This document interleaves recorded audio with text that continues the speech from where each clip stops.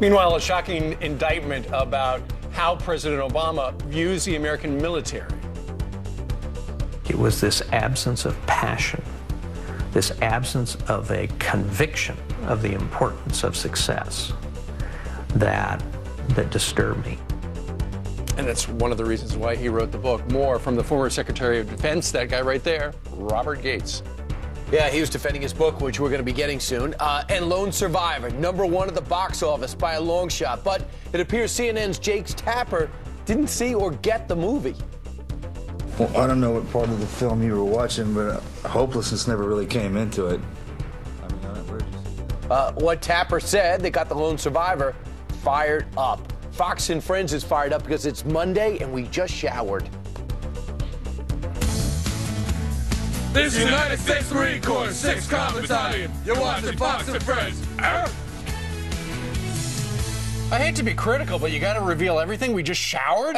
Is it true or false? Speak for yourself, buddy. We got up at 3 o'clock in the morning. You showered? No, I did. I've never seen you look so clean. At home. Thanks. Squeaky clean. Squeaky clean on a Monday morning. All right, I tell you, just a stunning day. I mean, we had like 4 major stories to really cover over the weekend. I mean, you have to figure out, no one's talking about Obamacare, although that's an unfolding story. You have the situation with the Gates book, the Christie Bridge, and so much more. And let's start with the Gates book. It's interesting. Yesterday, Rita Braver of CBS News sat down with Bob Gates, who had run the CIA and, of course, famously ran the Department of Defense. It's interesting. He revealed that President Obama's national security staff, he says, was so controlling and such a micromanager. He hadn't seen anything like that since the days of Nixon.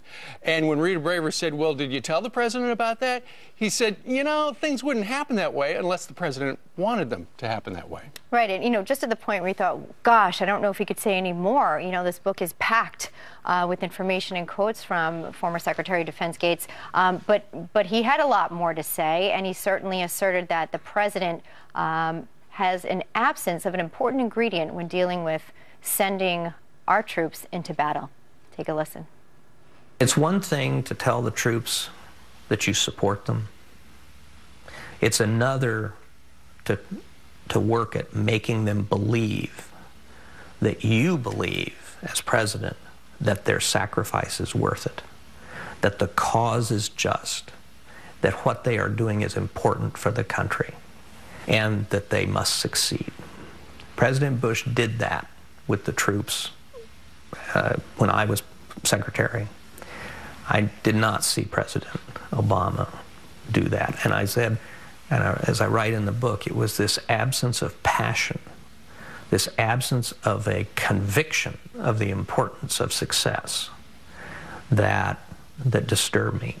Well, listen, a lot of the pushback came back this weekend because excerpts from the book were out on Tuesday of last week. It's 600 pages, so we're going to get a lot more. And there's much more on Hillary that I found fascinating as well. But on this in particular, to see him say it and then respond to it with his neck brace because he had a serious accident in between that interview and the follow-up interview is this. It's very easy to say, okay, to say I'm questionable on a military man's strategy. Whether I don't like my general, I do like my general. Bottom line is, it's the best military in the world, and these men and women have been fighting for 8 years prior to, or 5 years prior to you getting the job. So they're seasoned. These guys went to war college, they present their plans, and after the president signs off on the plan, which he campaigned on, it means a lot to stand up there and say, I believe it. It means a lot to every 10 days or so explaining to the American people why this surge of 40,000 troops to join 80,000 troops that had to come out in 9 months or 12 months had to happen the way it happened. And that encourages people on the battlefield. It also dispirits our enemy who says, wow, this guy is really determined. What are we going to do? How are we going to wait them out? Instead, you get a president who makes one speech in front of at West Point, never interacts with the military when he was there, and then he leaves, gets out, and never talks about it again. But make sure everybody knows we're pulling out in less than a year. That actually made it harder for our men and women out in the field, and still with the rules of engagement, makes it harder for them to fight even today. And according to many, this is not a man nor a president, neither one of those that is absent of passion when it comes to certain things. So to lack passion, of an absence of passion. I think what would be worse in terms of accusation there or assessment? To say that would mean that equals apathy. And apathy, if you look into positive psychology, has a lot of definitions there. One of them actually says it's a condition of feeling as though you don't have what it takes to deal with the situation and conquer the situation in your skill set. So something that possibly many will be looking into. Yeah, I think you're exactly right, Elizabeth. As commander-in-chief, you know, he was is a guy who wanted to get out as quickly as possible. But Bob Gates did have some glowing things to say about President Obama. However, when it comes to Joe Biden, he pretty much blows up Joe Biden left and right. Says Joe Biden pretty much made every judgment call on Joe Biden's watch was wrong, except famously one where they were in a meeting and he and Mullen are driving back to the Pentagon, and Admiral Mullen says, "You realize you just agreed with Joe Biden?" And he goes, "Yeah, I got to rethink that thing." One of the other things he says is that Joe Biden is very suspicious of the American military, and that's not good. And he kept in the president's ear, too. Here's Bob Gates. You are not very flattering to Vice President Biden in this book.